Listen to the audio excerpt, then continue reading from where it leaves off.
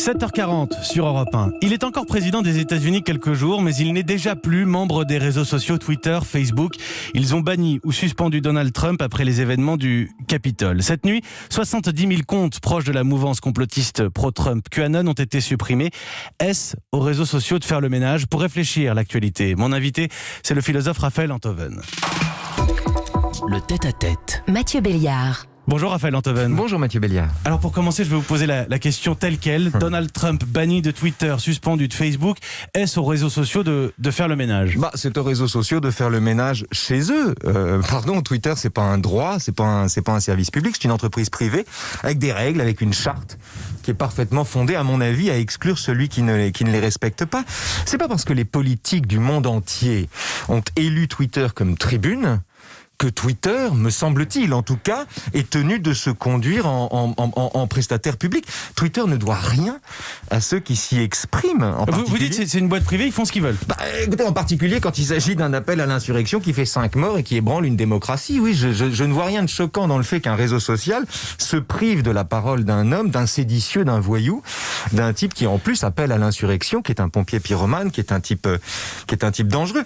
Je veux dire, Trump n'a jamais tweeté en qualité de président. Il a toujours tweeté en qualité de Donald Trump. C'était le site de Donald Trump qui avait 85 millions d'abonnés ou 88. Alors, je le précise pour nos auditeurs, il y a un compte officiel POTUS, President of the United States, qu'il n'a jamais ou quasiment jamais utilisé.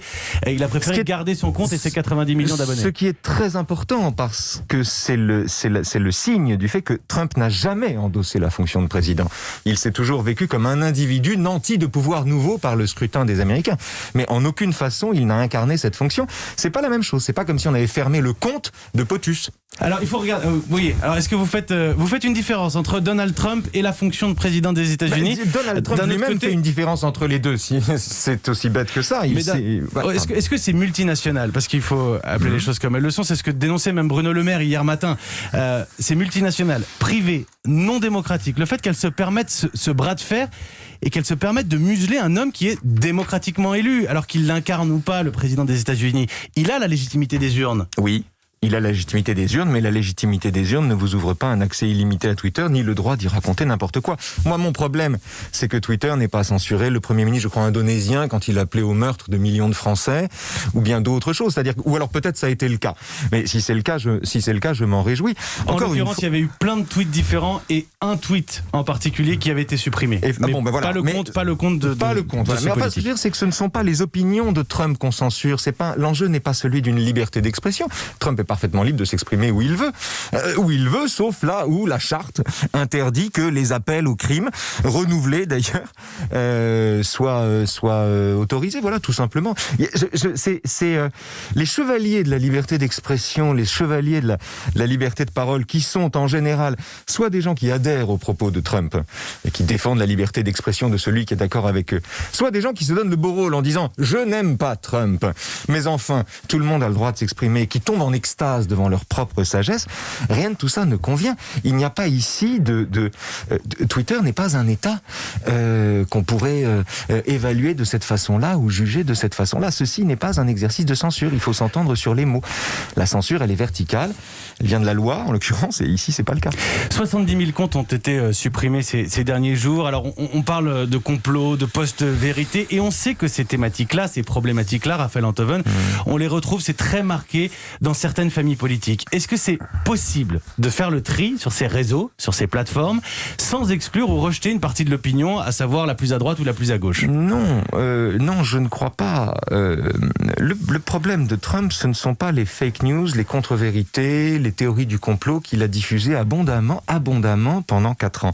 Le problème, c'est le tweet où il appelle à l'insurrection, si vous voulez. Et le tweet d'ailleurs où il dit qu'il ne sera pas présent à l'investiture de Biden, ce qui est un autre appel à l'insurrection. Le problème est plus concret que cela, c'est ça. Sur les réseaux sociaux, que vous ayez des fake news, des exercices de mauvaise foi, c'est le quotidien. Et c'est très intéressant quand on est prof et qu'on s'y trouve et qu'on essaie de démonter ça. Mais Le démontage des fake news, il ne se fait pas par le fait de brandir une vérité contradictoire ou une autre vérité que la vérité alternative. Le démontage des fake news, il est méthodologique. Comment avez-vous accédé à cette information? De quelle façon? Donc il faut sur Twitter faire ce travail, non pas d'apuration du lieu, mais tout simplement de pédagogie dans la mesure où les gens n'appellent pas au crime et se contentent de dire des bêtises. Alors je voyais dans le même temps que la plateforme de vente en ligne Shopify a fermé des pages officielles vendant des articles à l'effigie de Donald Trump. Ça peut avoir l'air anecdotique. Cela dit, le service de paiement sur Internet Stripe a décidé de ne plus gérer les transactions de son site de campagne.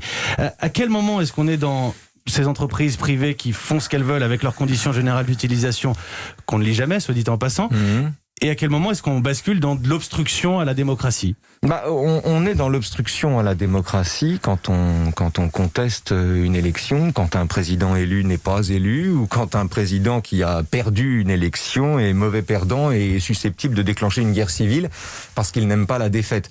Là, on est dans l'obstruction à la démocratie. Qu'une entreprise se donne Donald Trump comme bouc émissaire, s'il vous plaît, bon...